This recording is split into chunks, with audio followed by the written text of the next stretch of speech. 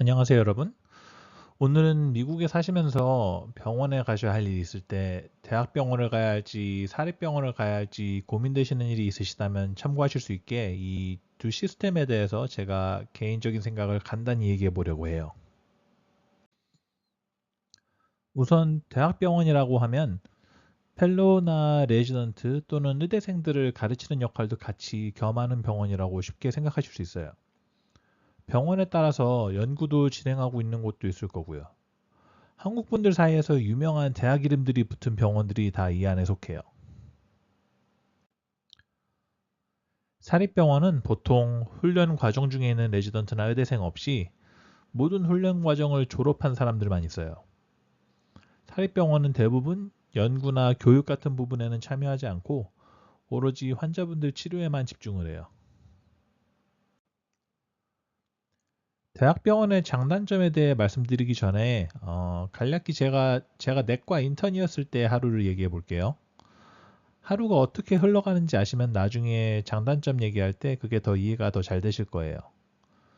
제가 인턴을 지낸 병원에서는 내과에 늘 세 교육팀이 있었어요. 각 팀에 한 명의 어텐딩이 보스 역할을 하고요. 여기서 어텐딩이란 건 훈련 과정을 모두 끝낸 의사분을 얘기해요. 그리고 그 어텐딩 밑으로 2년 차나 3년 차 레지던트가 이제 2명 있고요. 또 그 밑으로 팀마다 인턴이 2명 있었어요.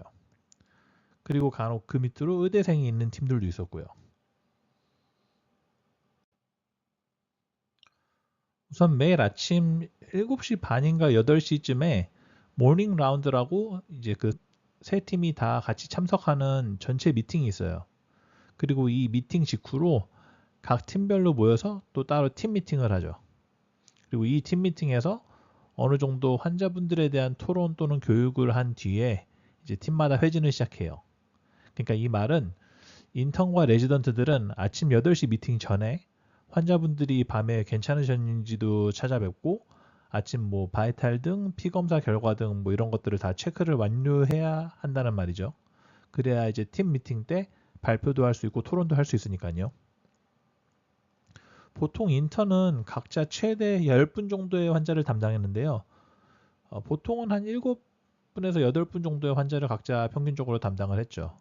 그리고 그 위에 선배 레지던트는 인턴이 담당하는 환자분들 같이 담당하고 거기에다가 또 환자 몇 분을 더 담당했어요. 제 기억에 저희 병원에서는 레지던트는 최대 15분의 환자분까지 담당을 했던 것 같아요.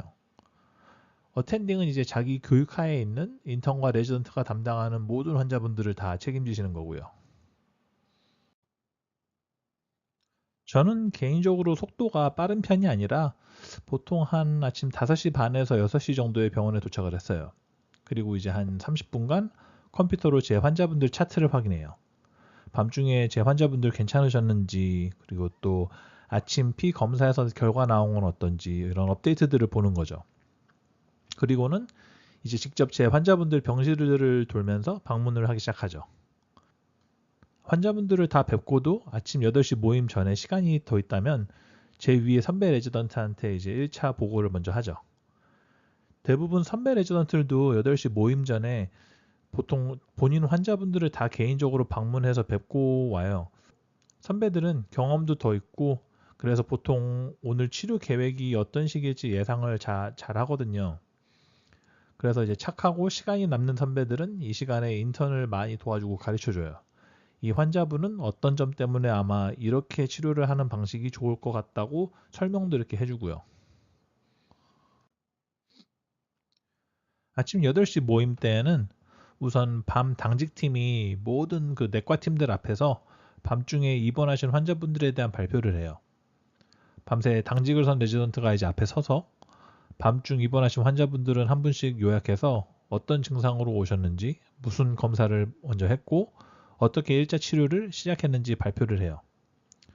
즉 이제 3명의 어텐딩과 6명의 레지던트, 그리고 6명의 인턴 또 의대생들 앞에서요. 이 과정에서 어텐딩들이 피드백을 주세요. 어떤 부분을 잘했고, 또 어떤 부분이 더 나을 수 있었고, 그리고 어떤 점을 주의해야 하는지 뭐 이런 여러 가지들이요. 그리고 복잡한 병이거나 뭐 어떤 점에서 어텐딩들도 서로 의견이 다르다면 서로의 생각을 이제 얘기하는 시간도 있을 수 있고요.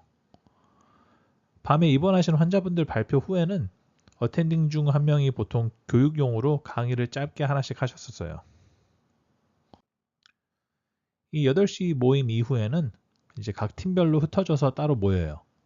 그리고는 이제 각 팀 인턴들이 본인 환자분들 발표 또는 뭐 브리핑을 시작하죠. 뭐 이 환자분은 어떤 병이 의심되는지, 밤중에는 어떤 일이 있었는지, 오늘 아침에는 어떠신지, 뭐 그리고 오늘 치료 계획이 뭔지 이런 점들을요. 여기서 틀린 점이 있다면 어텐딩이 지적을 하시고 바로 잡아주시죠. 이게 인턴으로서는 많이 긴장이 되는 시간이죠. 그래서 사전에 착한 레지던트 선배가 어느 정도 가르쳐 줬다면 이 시간에 큰 도움이 돼요. 이런 팀 모임들로 어느 정도 환자분들에 대한 계획이 세워지면 각 팀이 이제 팀 회진을 가요.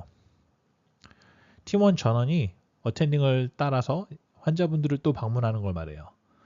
즉 환자분 입장에서는 아침에만 벌써 인턴 따로, 레지던트 따로, 그리고 단체 팀으로서 의사들이 방문을 하는 거죠. 환자분들을 뵙는 과정에서도 어텐딩이 생각나는 것들이 있으면 복도나 뭐 계단에서 멈춰서 레지던트와 인턴을 가르쳐 가시면서 그러면서 돌아다녀요. 회진을 하는 중에 업무 분배도 일어나요. 어텐딩이 환자분을 뵙고 이제 팀한테 말해주시죠. 오늘은 이 검사를 해보는 게 좋겠다. 그러면 인턴들이 그걸 잘 메모해 놓고 회진 중에 틈틈이 또는 뭐 나중에 회진 후에 그런 오더들을 다 넣어요. 회진 후에 이제 남은 하루는 이런 오더들을 넣고 또 업무 실행하고 또 환자분 노트를 작성하는 데 많이 쓰여요. 제 기억에는 이런 일들을 다 마치고 나면 한 오후 6시쯤 되었던 것 같아요. 자, 이제 대학병원의 장점을 얘기해 보자면 한두 명의 의사가 아닌 팀 단위로 케어를 받는다는 점이에요. 환자분이 여러 차례 발표되고 이러는 과정에서 여러 사람이 환자분에 대해서 생각을 해보게 되죠. 그리고 여러 의사들이 하루에도 여러 차례 방문하고 체크하고요. 또 다른 의미에서 팀 케어는 이런 장점도 있어요. 내과뿐만 아니라 이런 수많은 교육팀들이 병원 내에 돌아다니고 보통 어텐딩이나 레지던트들은 다른 과 의사분들이랑도 알고 지내거든요. 그래서 뭔가 정식적인 자문까지는 필요 없는 경우라도 같이 친구끼리 밥 먹다가 슬쩍 조언을 구할 수도 있거든요. 전문성도 중요한 장점 중에 하나라고 생각을 해요. 보통 대학병원에서는 사립병원보다 전문과들이 많아요. 예를 들자면 뭐 사립병원은 신경외과 전문의가 없는 조그마한 그런 병원들이 있을 수 있지만 미래 의사들을 양성하는 그런 큰 대학병원이라면 웬만한 과들은 다 있어요. 그래서 만약에 뭔가 복잡하고 안 좋은 질병이 있으시다고 해도 그쪽 전문가들이 웬만하면 대학병원에는 존재하고요. 또 다른 장점은 치료를 받으실 때도 보편적으로 사립병원보다 조금 업데이트된 또는 조금 더 최근에 나오고 추천되는 치료를 받으실 확률이 더 높다는 점이에요. 대학병원에 종사하시는 의사분들이 아무래도 후배 양성이나 연구에 연관되신 분들이 많아서 최근에 나온 연구 결과 등을 더 잘 알고 계실 확률이 높거든요. 자, 그럼 대학병원의 단점은 뭐냐? 제 생각에는 환자분이 느끼시기에 피곤하고 혼란스러울 수 있다는 점 같아요. 매일 의사 여러 명을 보면서 같은 질문에 같은 대답을 계속 반복하셔야 될 거거든요.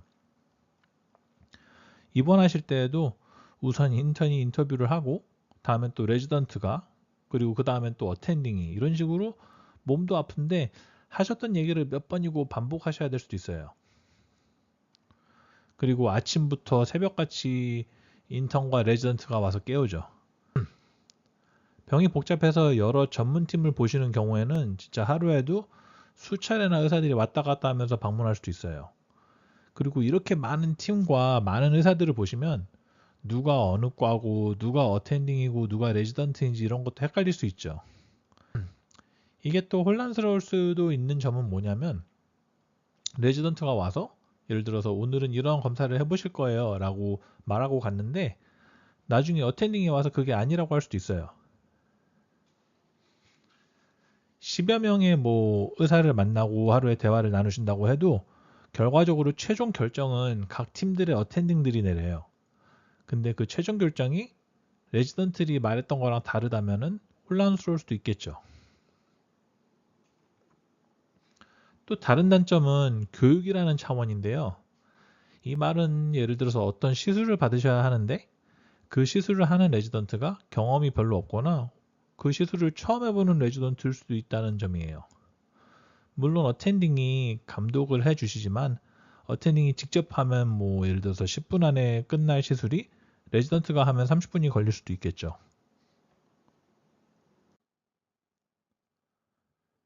자, 그럼 반대로 사립병원의 장점은 뭐냐?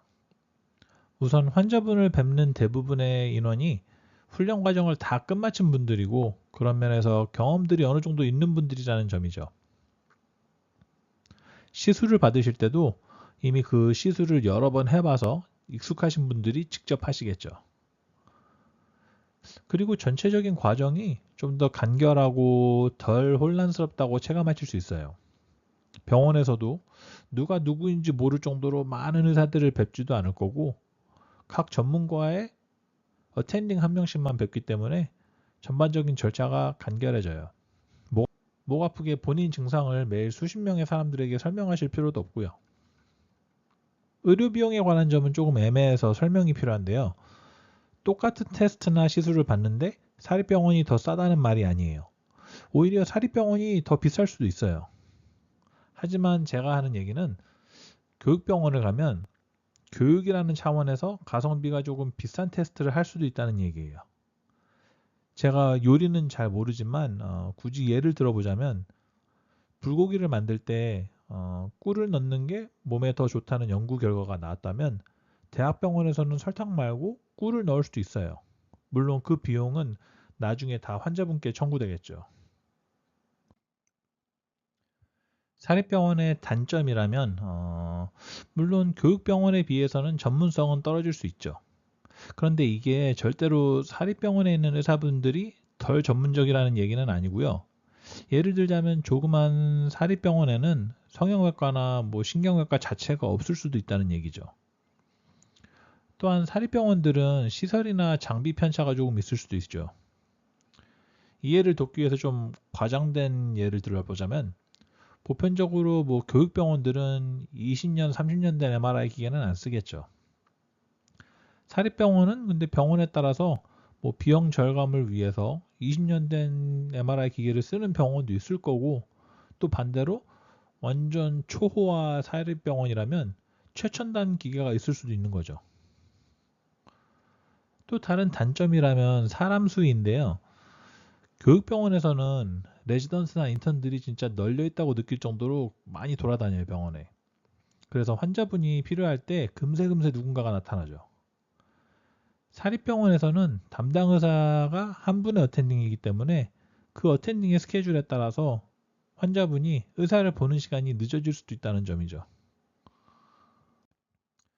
결과적으로 이 부분은 지극히 뭐 개인적인 부분이라 다들 의견이 다를 수도 있어요.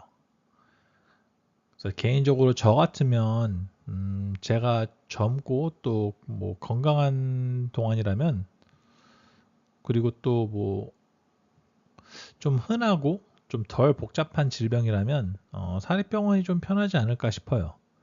예를 들어서 폐렴이라든지 담낭염이라든지 이런 뭔가 흔하고 덜 복잡한 질병의 경우에요. 복잡한 병도 아닌데 하루 종일 뭐 틈만 나면 의대생, 인턴, 레지던트가 찾아오면 저는 좀 불편할 것 같기도 하거든요. 하지만 제가 뭐 나이 들고 몸이 쇠약한 상태이거나 아니면은 제가 뭐 갖고 있는 질병 자체가 복잡한 질병이라면 그러면 교육병원이 더 낫지 않을까 싶어요. 듣고 계시는 뭐 학생분들이나 인턴 또는 레지던트 분들께는 죄송하지만 전 개인적으로 아마 교육병원을 가더라도 시술 같은 경우에는 어텐딩이 직접 해달라고 요청은 할 것 같아요. 그래서 결과적으로 각 시스템마다 장단점이 있으니 뭐 한쪽이 무조건 옳은 선택이라고 할 수가 없겠네요. 그러니까 보편적으로 전문성은 더 있지만 사람도 더 많고 초보 의사도 섞여 있을 수 있고 실수도 그런 면에서 더 날 수 있는 대학병원을 가느냐, 아니면 전문성은 덜하고 또 최신 연구들을 숙지하고 있지 않을 수도 있지만 초보 의사가 없고 소수의 경력직들만 이제 대하면서 프라이버시가 조금 지켜진다는 느낌을 받는 사립병원에 가느냐, 이런 개인적인 취향에 따른 선택일 것 같네요. 여기까지가 오늘 제가 준비한 영상이고요. 지극히 개인적인 생각들일 뿐이니 참고 정도로만 들어주셨으면 감사하겠습니다. 그리고 영상 시청해 주셔서 감사합니다.